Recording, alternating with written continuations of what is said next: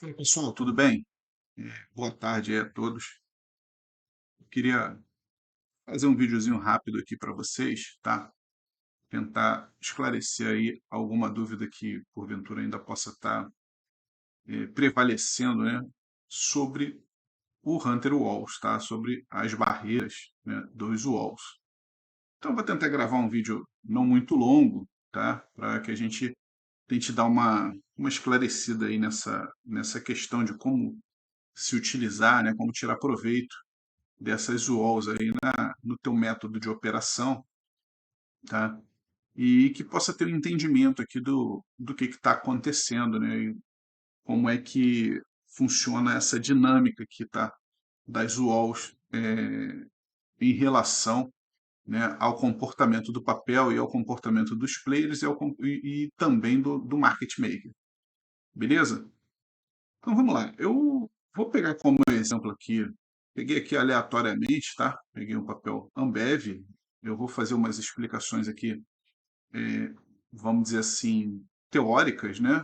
É, não contém nenhum tipo de viés aqui no que a gente vai conversar. Eu estou pegando o exercício atual, tá? Pegando o exercício atual, que é o que o Hunter nos dá lá, tá? Visão de 19/6, tá? Visão de ontem, né? É sempre assim, a gente está vendo sempre D-1 aqui, o último dia, né? Então, para a gente tirar algumas dúvidas, tá? Primeira coisa que a gente precisa entender é o seguinte: o que são essas walls, tá?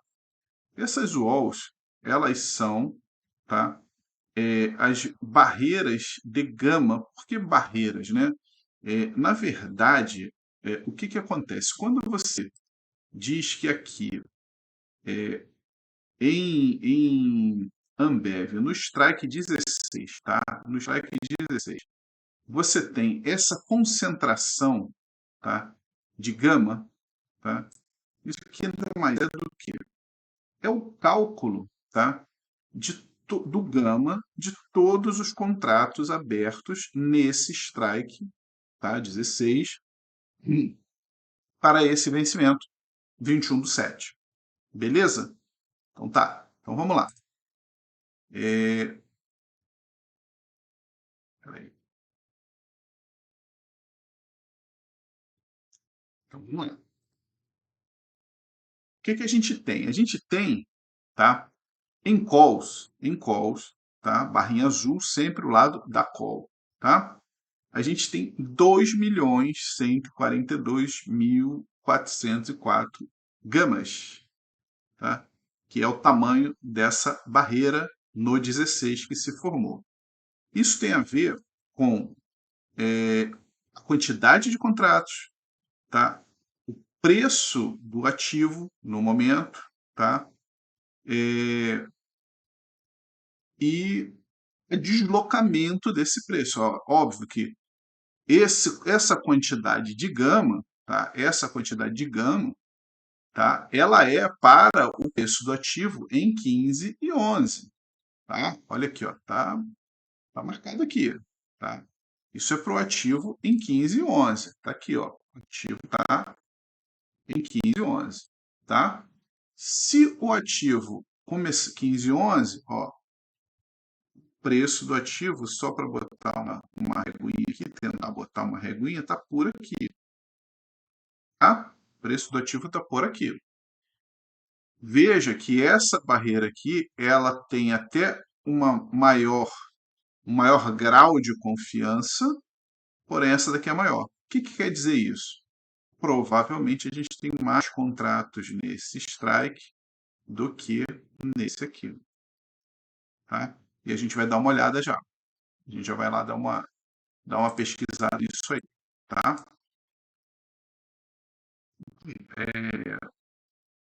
Vamos estabelecer aqui um raciocínio, tá? Então eu estou falando de gama. Quando eu falo de gama, eu falo de delta, tá? E a gente precisa conceituar, tá? O que é o delta da opção, tá? O delta da opção ele é uma grega, tá? Uma das gregas, tá?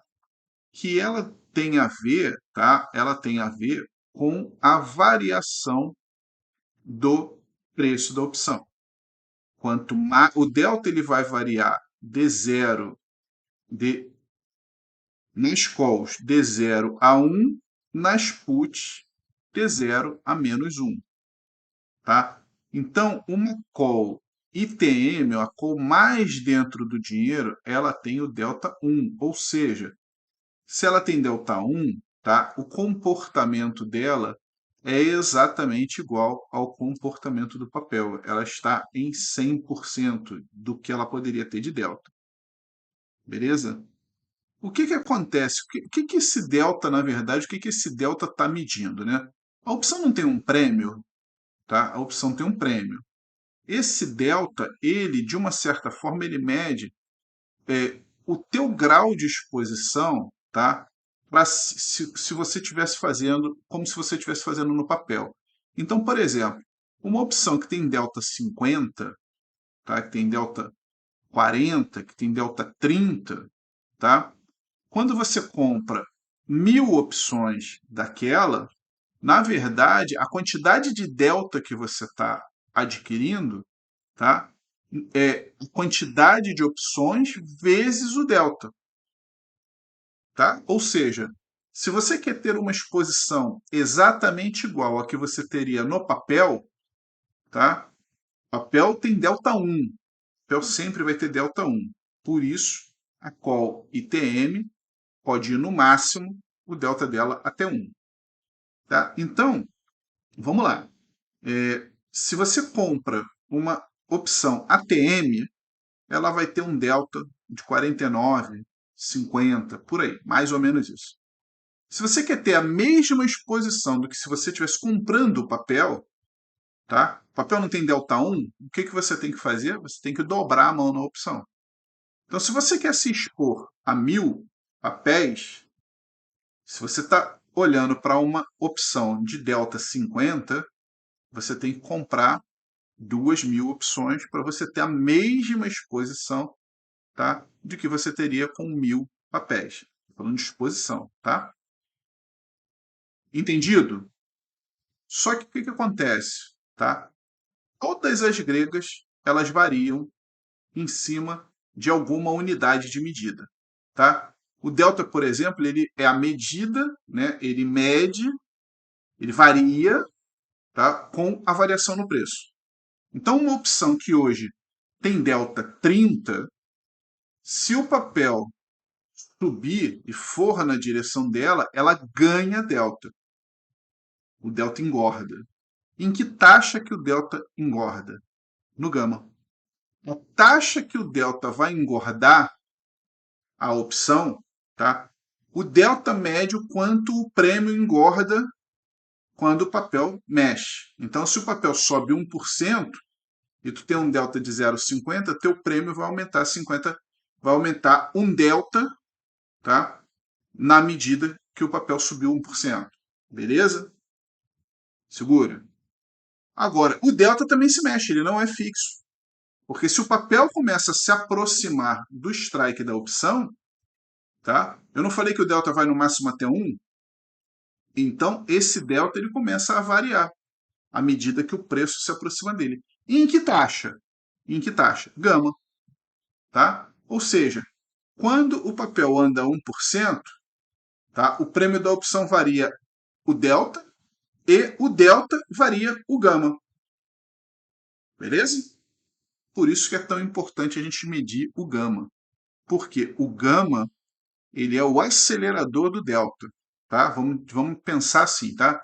O gama é o quanto o delta acelera à medida que o preço, tá? À medida que o preço que está aqui, ó, à medida que o preço que estava aqui começa a se aproximar do meu strike.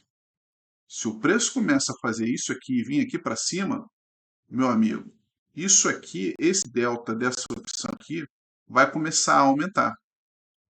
E o gama também vai começar a aumentar. O maior gama que a gente tem, tá, está sempre nas opções perto do dinheiro, ou seja, vai estar sempre nas ATMs.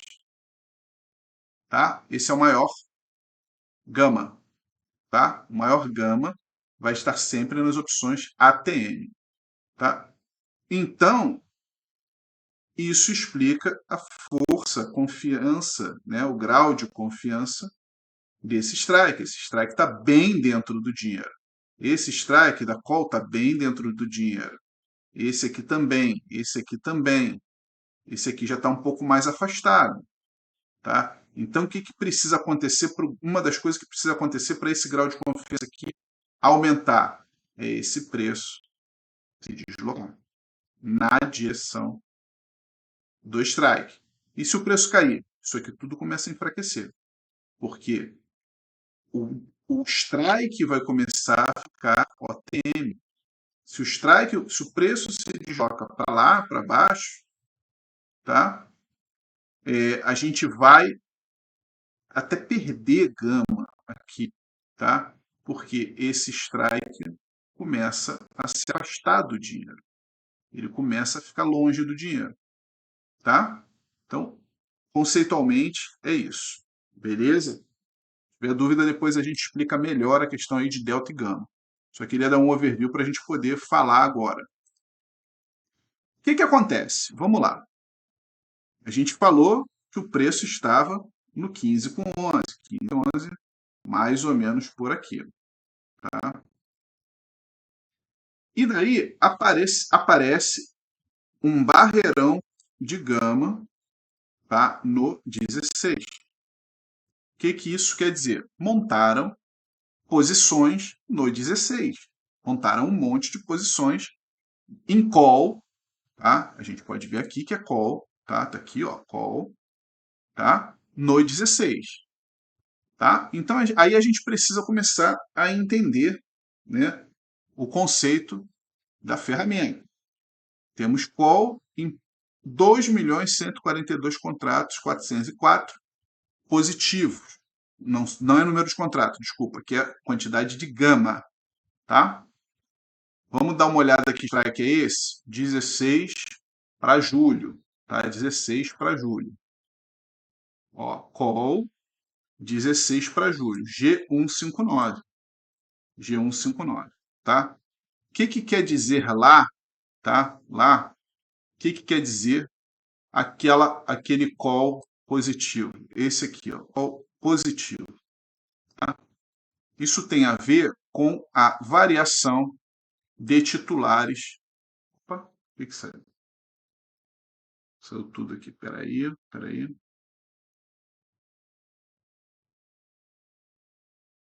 Strike.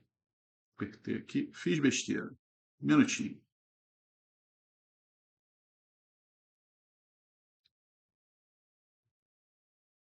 Minutinho, minutinho, minutinho.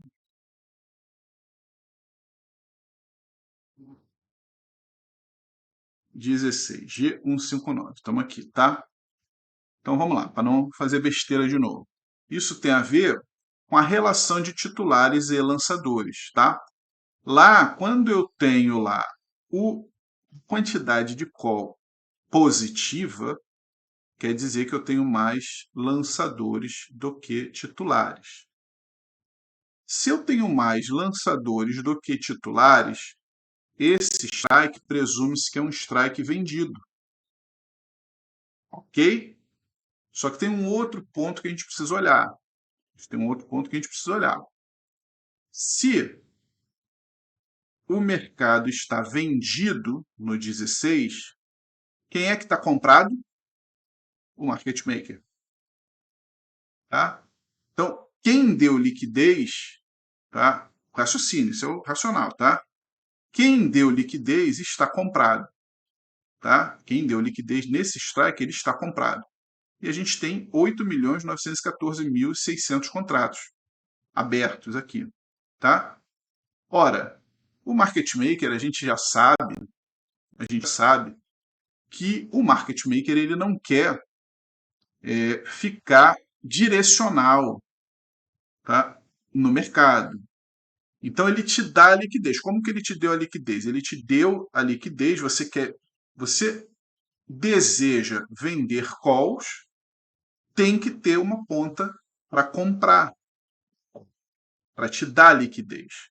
Ou seja, o market maker ficou comprado em call. Se ele comprou call, tá? O que ele está comprado? Ele está comprado em delta.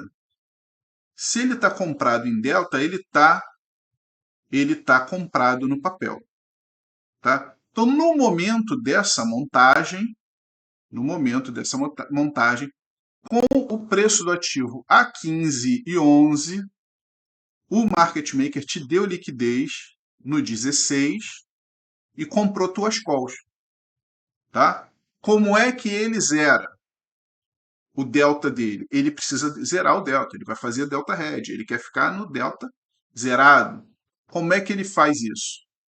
Tá? Se ele está comprado no papel, porque ele te deu a liquidez aqui na opção, ele comprou a opção que tu quis vender. O que ele precisa fazer? Como é que ele neutraliza o delta dele? Ele ficou comprado em call, não ficou? É o delta vezes a quantidade. Então vamos supor que fosse aqui, sei lá, 3.000 opções, tá? 3.000 opções de delta 50, tá? Como é que ele zera isso? Ele precisa zerar. Como é que ele zera isso? Ele vende, tá? Se ele tem 3.000 opções de delta 50, ele tem 1.500 deltas comprado. Então, no momento da montagem, ele vai ao mercado e vende 1.500 ativos, 1.500 Ambev aqui no caso. Tá? Vendeu 1.500 Ambev e zerou o delta. Ótimo, beleza. Estou zerado, sou market maker, estou zerado de delta, estou ok. O cara lá que vendeu a opção, ele não quer que o preço ande, tá? Mas eu estou com o meu delta zerado, estou ok, tá? Bem, beleza. Só que o mercado é dinâmico. O mercado é dinâmico. Então, o que vai acontecer aqui? Qual é a dinâmica aqui? Suponha que o market maker não manda no mercado. O market maker não manda no mercado, tá? E a gente está vendo aqui, né, que se formou um barreirão de gama lá para cima. Então, se o mercado começa, tá, a andar um pouco nessa direção para cima, o que acontece com essa barreira? Ele ganha gama. Ele começa a ganhar gama. À medida que ele começa a ganhar gama, ele também ganha delta. Então, cada vez que o preço avança aqui para cima, essa barreira aumenta, essa barra, tá? A barra de call aqui, o gama, né, dessas calls aumenta, tá? Ele aumenta à medida que o preço começa a se aproximar daqui. Com isso, essa opção vai ficando mais dentro do dinheiro, tá? Ela vai ganhando delta. Ou seja, o market maker não estava comprado nisso aqui? Estava comprado. Ele começa a ficar mais comprado, porque o hedge que ele fez na montagem começa a não funcionar mais. Ele já começa a ficar direcional. Ele zerou esse delta, tá? E esse gama na montagem. À medida que o preço começa a se aproximar daqui, tá? Vindo de baixo, né? Vindo de baixo. E aí, assim, é questão de mercado, tá? Ninguém tá. Não estou falando em manipulação de preço, não estou falando em nada disso. Falando no movimento natural do mercado. Ele começa a andar, ele começa a andar, ele começa a andar, ele começa a andar. E em algum momento o market maker vai ter que ajustar o delta, tá? Por quê? Porque ele ganhou mais delta com esse movimento. Tá? E ele ganha mais delta com esse movimento, ele passa a ficar comprado. Ele estava zerado de direcional, ele passa a ficar comprado. Só que tem o outro lado do vendido aqui, né? O cara que está vendido aqui, essa venda dele também vai ficando mais para dentro do dinheiro, tá? Então, quando a gente fala que as barras de gama, de maior concentração de gama, são as zonas de interesse, tá? É porque é onde vai aparecer negócio, galera. Tá? Se esse preço começa a subir indiscriminadamente aqui, tá? E começa a se aproximar dessa barreira aqui, é, é, barra, tá? De gama na call, tá? Cara, o vendido pode começar a panicar aqui e começar a desmontar a posição, porque ele vendeu para pegar prêmio. tá? E da mesma forma, se ele não vende, o market maker está entupido de call aqui. Está entupido de call. Então, o que, que o market maker tem que fazer aqui num determinado momento? Ele tem que zerar o delta dele de novo. Como que ele vai zerar o delta dele? Ele vai vender papel. Então, se nada acontece, o preço sobe, ninguém desmonta isso aqui, o market maker vai atuar contrário ao movimento do preço, porque ele precisa zerar o delta dele. Tá? Então, ele vai entrar com venda aqui para poder zerar o delta dele de novo. Tá? Por outro lado, vamos supor que o mercado faça um movimento grande aqui e joga esse preço lá para cima. Tá? E esse cara não desmontou. Esse cara não desmontou. O que, que aconteceu com o market maker? O market maker ganhou um caminhão de delta. Agora ele ficou bem ITM. Vamos dizer que esse preço vem aqui na casa do 17. Cara, o market maker está comprado para caramba. Porque o head que ele fez, esse delta aqui do 16, quando ele fez o head com o papel a 15 e 11, tá? Esse delta aqui devia ser um delta 30, por aí. Então ele comprou ali, para cada 1.000, ele comprou 300, tá? Para zerar o delta. A cada 1.000 opções, ele comprou 300 papéis para zerar o delta. Só que agora esse preço foi lá para cima e ele ficou delta 1. Imagina. O que, que ele tem que fazer? Ele vai ao mercado e vende. Por isso que às vezes a gente fala, quando vem e ultrapassa, tá, o imã, tá, da call, né, quando ultrapassa esse imã da call, tá, o preço tende, perto do vencimento, o preço tende a dar uma voltada para esse patamar de preço novamente. Por quê? Porque se nada acontecer e se ninguém desmontar, o market maker ficou comprado. Então ele tem que atuar. Ele tem que atuar para zerar o delta dele, ou seja, perto do vencimento, tá? O gama começa a ter uma sensibilidade maior ainda, principalmente quando ele está perto do dinheiro, quando ele está ATM, ele fica mais sensível ainda, tá? De maneira que essa atuação aqui do market maker contrário ao movimento de mercado pode levar, tende, né, a levar o preço de volta, tá, para essa zona de preço, tá? Ou seja, a dinâmica ela se dá nesse jogo de gato e rato, que é o, o investidor, né, o cara que montou a posição tem um pensamento, ele bota o market maker num pensamento contrário, tá? Só que o market maker não quer ficar direcional. E o investidor, o que montou a posição, ele não quer perder dinheiro. Então tem dois interesses distintos aqui atuando, tá? Um não quer perder dinheiro, o outro não quer ficar direcional. Então, e aí como que o cara não fica direcional?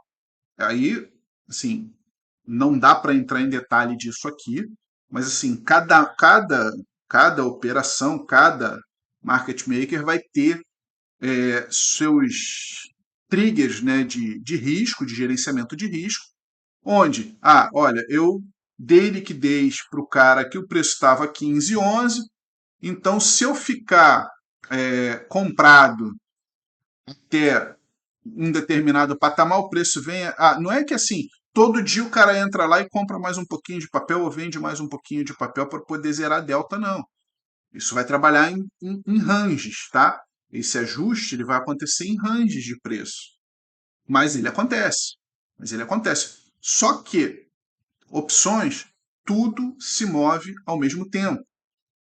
Então, o preço se move ao mesmo tempo que a volatilidade aumenta ou diminui, ao mesmo tempo que o preço chega mais perto do determinado strike lá, onde o market maker deu a liquidez e o cara montou a posição. Então, esse cara que montou a posição está ficando cada vez mais para dentro do dinheiro e ele está vendido. Tá? E ele não quer ficar vendido, ele vendeu para embolsar o prêmio. Tá? Então, a posição dele está começando a ficar em risco. O que, que ele pode fazer? Ele pode vir aqui e zerar, recomprar essas opções a mercado e lançar para o próximo exercício. No que ele faz isso, por exemplo, tá? Esse imã diminui, por exemplo.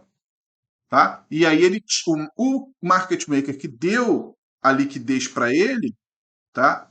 Ele passa a ficar menos comprado. Porque, lembra, o investidor vendeu, o market maker comprou a opção. Então, o market maker está comprado. Se o cara aqui pede para recomprar as opções, o market maker vai ficar menos comprado. Se ele fica menos comprado, o hedge que ele precisa é menor. Então, olha só como é que o negócio é. Se o hedge que ele precisa diminui, tá? O que ele faz com o papel que ele comprou para redear? Desculpa, o que ele faz com o papel que ele vendeu para redear a opção? Ele começa a liberar esse papel, ele começa a recomprar esse papel a mercado. Então ele acaba fazendo, se o player começa a desmontar, o market maker ajuda o papel a subir mais ainda. Porque o ajuste de delta do market maker é comprando o papel. Se o market maker diminui a posição em função do player está diminuindo a sua posição também, tá? O market maker que vendeu o papel para poder zerar seu delta, ele pode ser que ele precise, que ele possa comprar papel, diminuir a posição vendido no papel, tá? Para reequilibrar para a nova quantidade de opção que ele vai ficar. Nova quantidade de opção, uma nova quantidade de delta, uma nova necessidade de hedge no papel. Perfeito? Então, essa é a dinâmica. Por isso que isso aqui a gente fala que quando a gente chega perto, tem negócio, ali vai ter negócio. Se o preço for até ali e tal, não sei o quê. É assim que funciona. É assim que funciona. Tá? Para as barreiras, isso eu expliquei, tá? Para o caso do imã, tá? Na ponta da call. A barreira, se eu pegar aqui, tá? Como exemplo, a 14,75, acho que foi 14,75 que eu deixei ele na agulha, tá? A gente vai ver que no 14,75 eu tenho menos 341.752 put, tá? Na barreira. 14,75, cadê ela? Vamos procurar. Ó, S147, 14,75, tá? O que acontece? É o raciocínio ao contrário. Mas olha lá, o mercado vendeu, o market maker está comprado em put, tá? Se o market maker está comprado em put, tá? Significa dizer que ele está vendido no papel, tá? Então, se o preço cai, a gente fez o exercício do preço subindo. Então, se o preço cai e ele está vendido no papel, porque ele está comprado em put, tá? A tendência é. Fez isso aqui de repente, peraí. Ó, o preço está no 15,11. Só refazer aqui rapidinho para explicar direito. Opa, sumiu o negócio. Peraí. Ah, voltou. Beleza. Então vamos lá. O preço, mais ou menos no 15,11. Tem uma barreira no 14,75. Tá aqui, de put. Tá? A gente já viu que o que aconteceu aqui? O mercado vendeu, o market maker comprou. Se ele comprou put para dar liquidez para esse mercado, se ele comprou put, ele está vendido no papel a 14,75. Só que ele está tranquilão, ele está vendido no papel a 14,75, ele vai zerar o delta dele, tá? Na proporção do delta dessa put no momento da montagem. Só que se o preço de 15,11 começa a se aproximar do 14,75, essa opção começa a ganhar delta. Só que o delta, no caso da put, o delta é negativo. Ele começa a ficar cada vez mais vendido no papel. Então, o papel que ele comprou para zerar o delta dessas puts começa a não ser suficiente. Então, se nada acontecer e o papel vem nessa direção aqui, o que o market maker é obrigado a fazer? Periodicamente, né? Dentro do seu controle de risco. Tá? O papel cai, ele ganha delta negativo, ele fica mais vendido. Se ele está ficando mais vendido no papel, pelo preço está se aproximando, tá? O que ele faz? Ele vai ao mercado, tá? E compra papel. Fechado? Essa é a dinâmica. Essa é a dinâmica dos strikes de ímãs e de barreiras.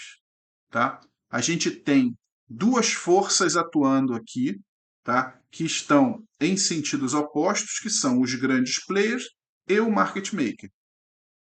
Um reage à ação do outro. Um reage à ação do outro. Qual é o fiel da balança? É o controle do delta e do gama. Por que, que isso nos interessa?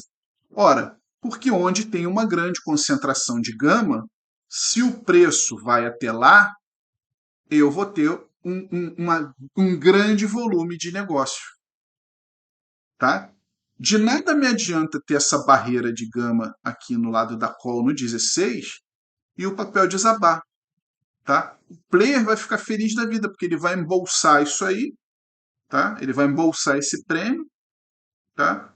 E o gama vai cada vez diminuir mais na medida que o prêmio cai.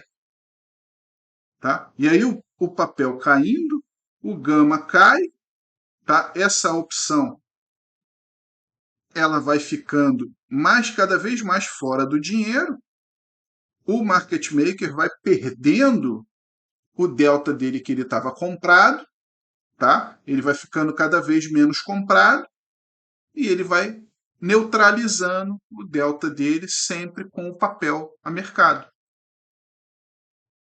A dinâmica de market maker e player é assim, sendo que o player ele está atuando para ganhar dinheiro. O market maker ele está atuando para dar liquidez no mercado. Ele ganha na arbitragem, ele ganha porque quando você compra uma opção, vocês podem ver qualquer book de opção, principalmente quanto menos liquidez tiver na opção, mais longe ela fica do modelo de Black Scholes, tá? E normalmente ela fica um pouquinho mais cara do que o modelo de Black Scholes, tá? Então essa atuação, o market maker ele atua exatamente nesse sentido de fazer essa, vamos dizer assim, essa arbitragem, né?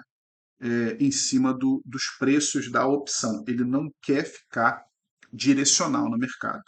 Tá? Então, essas zonas, quando elas começam a se intensificar, tá?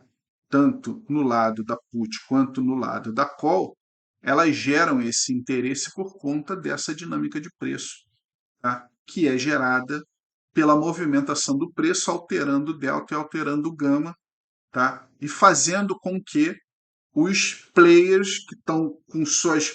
Tá todo mundo com as suas fichas no tabuleiro. Tá? E beleza, aí o market maker está lá zerado. O player está lá vendido na call. Ele, opa, beleza. O preço está lá paradinho. De repente o preço, pum, faz um movimento para cima. Cara, todo mundo vai ter que reagir no mercado. Então vai gerar esse movimento.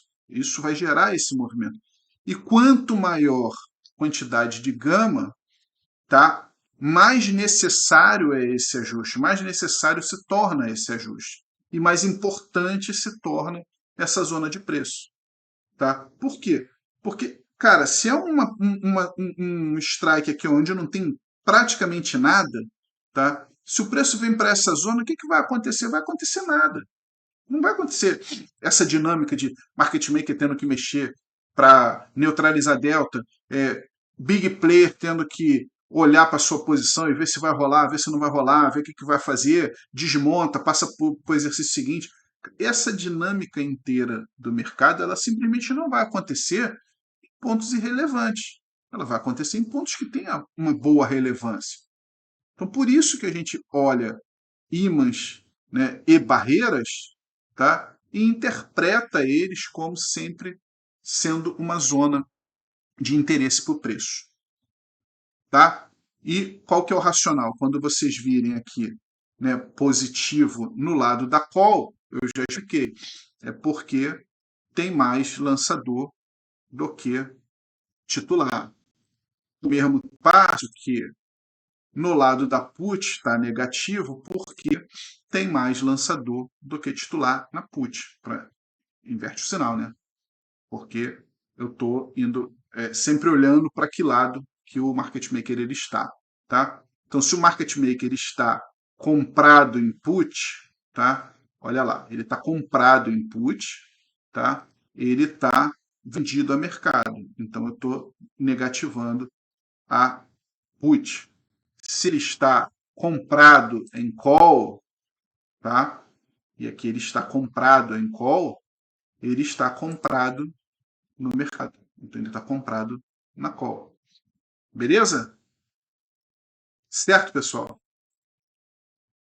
Acho que dessa forma, sim, fica bem claro aí a utilização, tá? dessa ferramenta, que é tão boa assim, tá? E aí, assim, só pra fechar o vídeo aqui, eu vou perder só mais. Perder não, que aqui ninguém está perdendo nada, a gente está ganhando.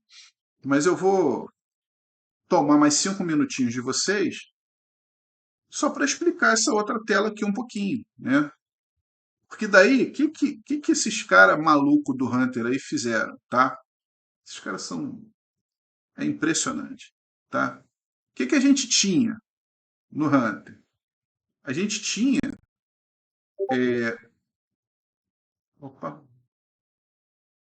a gente tinha isso aqui, os walls, igual a gente estava vendo aí agora. Tinha os walls aí, né? Então, o que tem que acontecer? Todo dia tu tem que pegar, tu tem que olhar papel por papel para ver como é que tá, para ver onde que mexeu, para ver onde que não mexeu.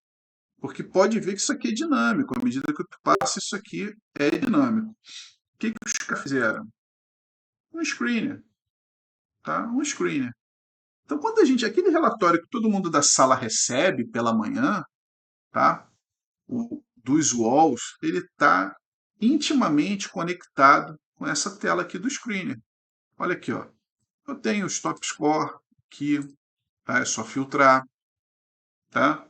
Eu tenho a variação do ímã que eu posso filtrar pelas maiores variações, tá? Eu tenho a variação da barreira que eu posso filtrar pela maior e pela maior variação positiva, pela maior variação negativa, tá? Posso filtrar pela força do ímã. Qual é o ímã que está mais forte hoje? De tudo que a gente tem? Rumo, tá? É o ímã mais forte com 86% de força. Qual é a distância que o preço está dele? O preço está 4,5% abaixo. Tá? Qual é a distância que o preço está da barreira? O preço está 2,8 acima. Então tem um monte de informação relevante aqui nessa tela. A gente tenta pegar alguns insights, tá? Todo dia e botar formatado no relatório lá para vocês. Beleza? Agora, aqui tem bem mais informação se vocês quiserem explorar, tá? Vocês podem começar a tirar suas próprias conclusões por aqui, tá? Você pode olhar pela força do ímã e falar assim, ah, não, mas rumo eu não tem interesse. E, de repente, o rumo é um papel que saiu naquele dia no relatório, mas não te interessa. E, às vezes, o papel que você estava de olho era a Taesa, tá? Que tem um baita do ímã forte também, 54%, mas a gente não colocou. A gente colocou o ímã mais forte, entendeu? E de repente, qual o ímã que está mais fraco não faz sentido. Eu vou colocar o ímã mais forte. E onde que teve a maior variação? Aí numa dessa, um papel, olha aqui, ó, um papel que você estava de olho, às vezes, tá? E tá o SA da vida aqui, por exemplo, que foi um que teve maior variação de ímã, tá? Tem o preço abaixo 3,65 dele, ou seja, até o vencimento, esse imã deve chamar esse preço para lá, tá? Qual é o strike? É 10,14. Às vezes pode ser o relatório, é impossível colocar tudo. Então eu acho que todo dia quem lê o relatório dos walls tem que se policiar e se programar para todo dia dar uma olhadinha nessa tabelinha aqui também, tá? Que toda a informação que sai do relatório dos walls, ela vem daqui. Então, assim, tudo bem, o cara não tem tempo, o cara não vive de mercado, não dá tal. O relatório é perfeito, que é um consolidado, tá, disso aqui. Agora, se tu tá de olho em um determinado papel e tu quer ver como é que tá, né, a posição dele em relação aos walls, tu vem aqui e cata teu papel, cara. Que pode ser que a gente não tenha colocado. E às vezes é exatamente o papel que tu tá de olho. Beleza? Entendido, galera? Bom, esse vídeo aí tem o caráter aí de tentar esclarecer para vocês, né, mais um pouquinho do uso da ferramenta. Eu acho que ainda tem gente que pode ser que ainda tenha algum tipo de dúvida, né, com relação a esses UOLs. A gente de vez em quando recebe perguntas sobre isso. Estamos aqui para esclarecer todas as dúvidas. Ninguém tem que ficar com dúvida. Vai ser perguntado e vai ser esclarecido. Se a gente não souber, a gente vai buscar a resposta e vai trazer. Caso, mesmo depois de ter assistido esse vídeo, ainda permaneça alguma dúvida, sinaliza para nós que a gente vai no ponto a ponto, tá? A gente faz aqui no ponto a ponto até entender, até todo mundo entender, tá? Galera, agradeço aí o tempo de vocês. Espero que seja útil aí o videozinho, tá? Então, grande abraço para vocês e tamo junto aí, galera. Abraço. Tchau, tchau.